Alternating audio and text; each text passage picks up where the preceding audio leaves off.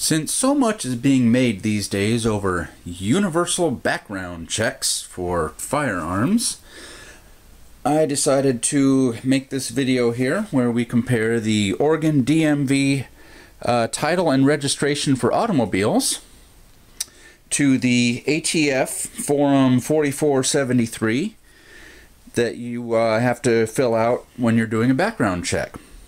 There are some startling similarities between the two, and some extra startling things in the ATF form here, which dig into a lot of very personal information here. So let's go over some of the similarities first here. As expected here, this is the DMV sheet. You know, it's going to want your name, it's going to want your address, it's going to want your date of birth, your county, and your driver's license number. That's pretty much it for the personal information that it wants for the clearly labeled registration. So let's take a look at some of the personal information that the ATF wants to have right here. Once again, these things highlighted in yellow are the things that are similar. You know, name, address, county, date of birth. But then it asks for height, weight, gender. How does all that play into everything here? What if somebody does not identify as male or female? How are they supposed to fill this out? Are non-cisgendered people denied their equal rights? Unique personal identification number right here. Now, I thought this was our unique personal identification number, the Social Security number. What on earth is this one all about? And then, ethnicity and race. Why does the ATF need to know that to conduct a background check for a firearms transaction?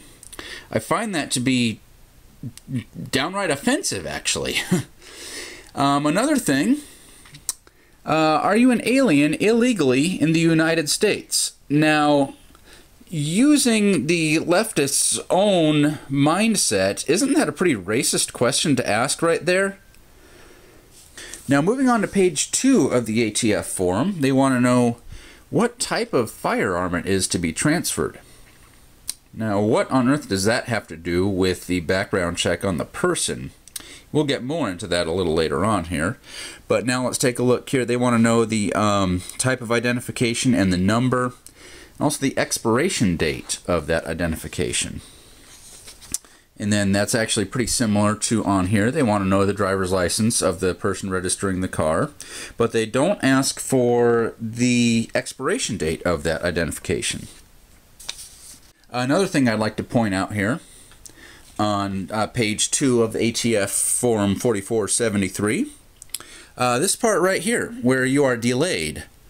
I believe by law, if I recall, they have 3 days to issue a reason for the denial. If you are delayed and they do not come back in that time with a reason, then you're actually allowed to proceed with the sale. Now, a lot of shops don't actually go ahead with it because they're scared of the ATF or the Oregon State Police cracking down on them if they let that sale take place, even though it's perfectly legal.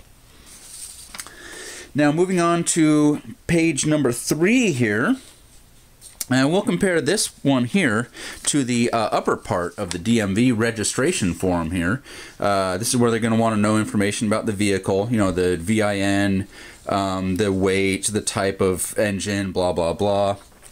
So if all you're doing is a background check on the person, then why does the ATF need to know the manufacturer, the model, the serial number, the type, and the caliber? And why do they need to know the total number of firearms?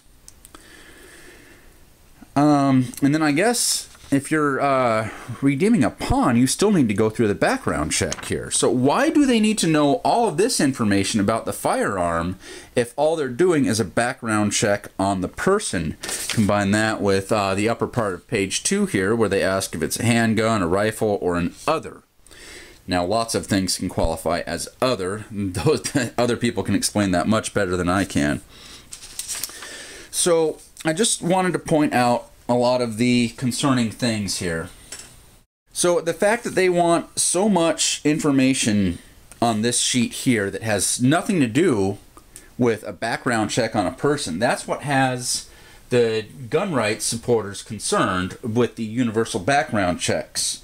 Now, if you add to this that the Oregon State Police can keep the information on file for 5 years despite an arbitrary rule saying that most records are deleted after 10 days.